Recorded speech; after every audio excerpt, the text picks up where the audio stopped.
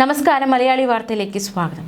തന്റെ കുടുംബജീവിതം രാഹുൽ മങ്കൂട്ടത്തിൽ MLA തകർത്തുവെന്നും രാഹുലിനെതിരെ നടപടി വേണമെന്നാവശ്യപ്പെട്ട് അതിജീവിയുടെ ഭർത്താവ് കുറച്ച് ദിവസങ്ങൾക്ക് മുൻപേ രംഗത്ത് വന്നിരുന്നു. പക്ഷേ ഇതുവരെ തന്റെ പരാതിയിൽ ഒരു നടപടിയില്ല എന്നാരോപിച്ച് വീണ്ടും അതിജീവിതയുടെ ഭർത്താവ് രംഗത്ത് വന്നിരിക്കുകയാണ്. തന്റെ കുടുംബജീവിതം തകർത്തെന്ന് രാഹുൽ മങ്കൂട്ടത്തിൽ MLAക്കെതിരെ പരാതി നൽകിയിട്ടും നടപടി സ്വീകരിക്കാത്തത് എന്തുകൊണ്ടാണ് എന്ന് മുഖ്യമന്ത്രി വ്യക്തമാക്കണമെന്ന് അതിജീവിതയുടെ ഭർത്താവിന്റെ ആവശ്യം.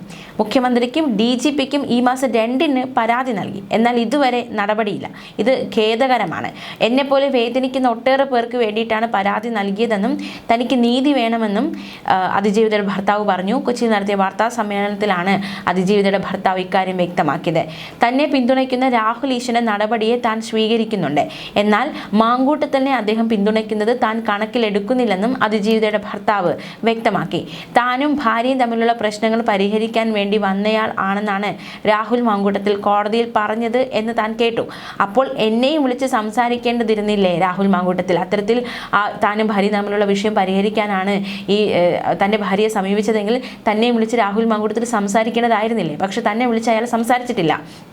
അത് ചെയ്യാത്തത് കൊണ്ട് തന്നെ MLAയുടെ ഉദ്ദേശം എന്തായിരുന്നു എന്ന് പ്രത്യേകം പറയേണ്ടതില്ലല്ലോ. ഒരു നിയമസഭാ അംഗത്തിനെതിരെയാണ് താൻ മുഖ്യമന്ത്രിക്കും DGPക്കും പരാതി നൽകിയത്. ഒരു MLA ആണ് അന്തസ്സില്ലാത്ത പ്രവൃത്തി ചെയ്തത്. അദ്ദേഹം ഇപ്പോഴും പാലക്കാട് വിലസുകയാണ്. ഇത് തൻ്റെ മാത്രം പ്രശ്നമല്ല. പുറത്ത് പറഞ്ഞാൽ തലയിൽ മുണ്ട് ഇട്ട് നടക്കേണ്ടി വരുമെന്ന് കരുതുന്ന ഒരുപാട് പേരുണ്ട്. അവർക്ക് വേണ്ടി കൂടിയാണ് താൻ ഈ പറയുന്നത്. കുടുംബജീവിതം തകർത്തു എന്ന് കാട്ടിയാണ് മുഖ്യമന്ത്രി ഉൾപ്പെടെയുള്ളവർക്ക് താൻ പരാതി നൽകിയത്. എന്നാൽ കസ്റ്റഡിയിലെടുത്ത് ചോദ്യം ചെയ്യുന്നില്ല. മാങ്കൂട്ടത്തിനെ കൊണ്ട് MLA സ്ഥാനം രാജിവയ്പ്പിച്ചിട്ട് വേണമായിരുന്നു പാർട്ടിയിൽ നിന്ന് പുറത്താക്കാനെന്നും ഇക്കാര്യത്തിൽ പ്രതിപക്ഷ നേതാവ് VD സതീശൻ മറുപടി പറയണമെന്നും അതിജീവിതയുടെ ഭർത്താവ് വെല്ലുവിളിച്ചു. അതിജീവിതയുമായുള്ള വിവാഹമോചന നടപടികൾക്കായി അപേക്ഷ ഉടൻ സമർപ്പിക്കുമെന്നും ഭർത്താവ് പറഞ്ഞു. വലിയ വേദനയിൽ കൂടിയാണ് താനും മാതാപിതാക്കളും കടന്നുപോയത്. ഏക മകനാണ് താൻ. അവരെയും ആശ്വസിപ്പിച്ച് കൂടെ നിർത്തി മുന്നോട്ട് പോയത് ഞാൻ തന്നെയാണ്. അതുകൊണ്ട് തനിക്ക് നീതിക്ക് അർഹതയുണ്ട്. അത് കിട്ടുന്നതുവരെ പ്രതികരിക്കുകയും പോരാടുകയും ചെയ്യുമെന്നും അതിജീവിതയുടെ ഭർത്താവ് വ്യക്തമാക്കി. എന്തായാലും താൻ നൽകിയ പരാതിയിൽ ഇതുവരെയും രാഹുൽ മങ്കൂട്ടത്തിനെതിരെ ഒരു നടപടി എടുത്തിട്ടില്ല. രാഹുൽ മങ്കൂട്ടത്തിൽ MLA ചോദ്യം ചെയ്യാൻ പോലീസ് തയ്യാറാകുന്നില്ല എന്നതടക്കമുള്ള ആരോപണങ്ങളാണ് അതിജീവിതയുടെ ഭർത്താവ് ഉന്നയിച്ചിരിക്കുന്നത്. കുടുംബ പ്രശ്നത്തിൽ ഇടപെടാനെന്ന് പറഞ്ഞെത്തിയ രാഹുൽ തന്റെ കുടുംബജീവിതം തകർത്തു എന്നാണ് യുവാവിന്റെ ആരോപണം. ഇക്കാര്യം ചൂണ്ടിക്കാട്ടിയാണ് പരാതി നൽകിയത്. രാഹുലിനെ കസ്റ്റഡിയിലെടുത്ത് ചോദ്യം ചെയ്യണമെന്ന ആവശ്യം കൂടി അതിജീവിതയുടെ ഭർത്താവ് ഉന്നയിക്കുന്നുണ്ട്. രാഹുൽ തെറ്റ് ചെയ്തു എന്ന് പോലീസിനും കോടതിക്കും ബോധ്യമാവുകയാണെങ്കിൽ അദ്ദേഹത്തിനെതിരെ നടപടിയെടുക്കണം. ഒരു MLAക്ക് എന്തെങ്കിലും പ്രത്യേക പരിഗണനയുണ്ടോ എന്നും അതിജീവിതയുടെ ഭർത്താവിന്റെ ചോദ്യം. രാഹുൽ മങ്കൂട്ടത്തിനെതിരെ നടപടി സ്വീകരിക്കണമെന്നാവശ്യപ്പെട്ട് ഇക്കഴിഞ്ഞ വെള്ളിയാഴ്ചയാണ് അതിജീവിതയുടെ ഭർത്താവ് മുഖ്യമന്ത്രിക്കും DGPക്കും പരാതി നൽകിയത്. ഇന്ന് ബുധനാഴ്ചയായി. ഈ ദിവസം വരെയും നടപടിയൊന്നും സ്വീകരിച്ചിട്ടില്ല എന്നാണ് മനസ്സിലാക്കാൻ സാധിക്കുന്നത്. പരാതിയിൽ മറുപടിയും കിട്ടിയിട്ടില്ല എന്ന് കഴിഞ്ഞ ദിവസവും അതിജീവിതയുടെ ഭർത്താവ് ആരോപിക്കുന്നു. ഇത് എന്തുകൊണ്ടാണെന്ന് വ്യക്തമാക്കണമെന്ന് അതിജീവിതയുടെ ഭർത്താവ് മാധ്യമങ്ങളോട് പറഞ്ഞു. തന്റെ കുടുംബജീവിതം തകർത്തു, വലിയ മാനനഷ്ടത്തിന് ഇടയാക്കി, വിവാഹിതയാണെന്ന് അറിഞ്ഞിട്ടും തന്റെ ഭാര്യയുമായി രാഹുൽ വഴിവിട്ടമെന്ന് സ്ഥാപിച്ചു. തന്റെ അസാന്നിധ്യം അവസരമാക്കി രാഹുൽ ഭാര്യയെ വശീകരിച്ചുവെന്നും പരാതിയിൽ ആരോപിച്ചിരിക്കുന്നു. 2 മാസം മാത്രം നീണ്ട തന്റെ കുടുംബജീവിതം തകരാൻ കാരണം രാഹുലാണെന്നും വലിയ നാശനഷ്ടമാണ് തനിക്ക് ഉണ്ടായതെന്നും പരാതിയിൽ പറയുന്നുണ്ട്. മാത്രമല്ല താനും ഭാര്യയുമായുള്ള പ്രശ്നം തീർക്കാനാണ് രാഹുൽ ശ്രമിച്ചെന്നായിരുന്നു രാഹുലിന്റെ വാദം. എന്നാൽ അതിനെ ചോദ്യം ചെയ്യുന്നുണ്ട് അതിജീവിതയുടെ ഭർത്താവ്. ഇത്തരത്തിലൊരു നീക്കം രാഹുലിന്റെ ഭാഗത്തു നിന്ന് ഉണ്ടായിട്ടില്ല. സമൂഹ മാധ്യമങ്ങളിൽ തന്റെ ലൈംഗിക ശേഷിയെ പോലും ചോദ്യം ചെയ്തുകൊണ്ടുള്ള മോശപ്പെട്ട പ്രതികരണങ്ങൾ കാണാനിടയായി. മാനസികമായി തകർച്ചയിലേക്ക് നയിച്ചു. കുടുംബത്തിന്റെ അഭിമാനത്തിന് ക്ഷതമേറ്റു എന്നും അതിജീവിയുടെ ഭർത്താവ് നൽകിയ പരാതിയിൽ പറയുന്നുണ്ട്. രാഹുലിനെതിരെ BNS 84 പ്രകാരം കേസെടുക്കണമെന്നാണ് പരാതിക്കാരിയുടെ ഭർത്താവിന്റെ ആവശ്യം.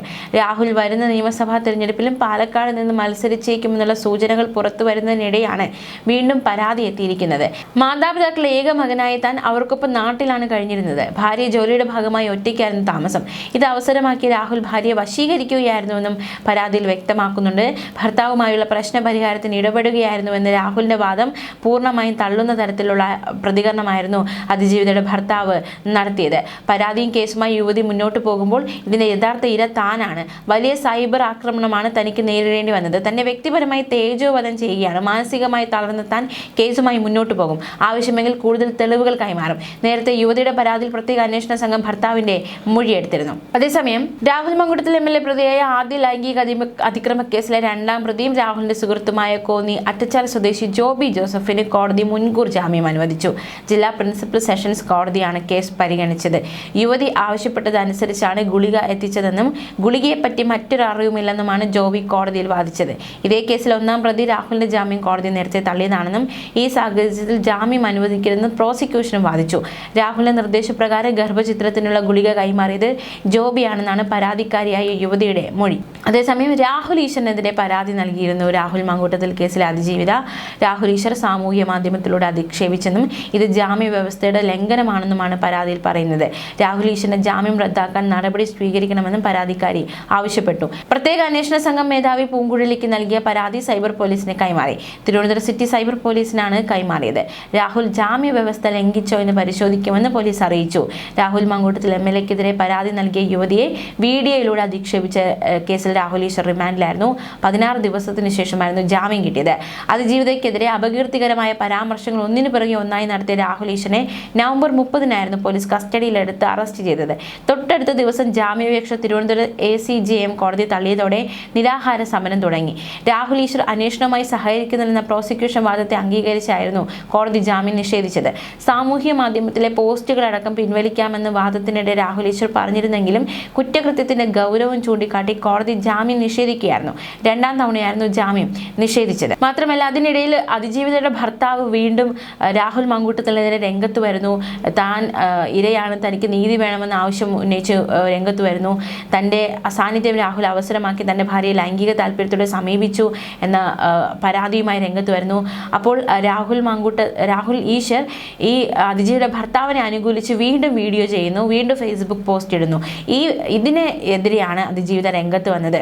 പരാതിക്കാരിയെ അധിക്ഷേപിക്കരുതെന്ന ജാമ്യ വ്യവസ്ഥ രാഹുൽ ഈശ്വർ ലംഘിച്ചെന്ന് യുവതി പരാതിയിൽ ചൂണ്ടിക്കാട്ടുന്നു.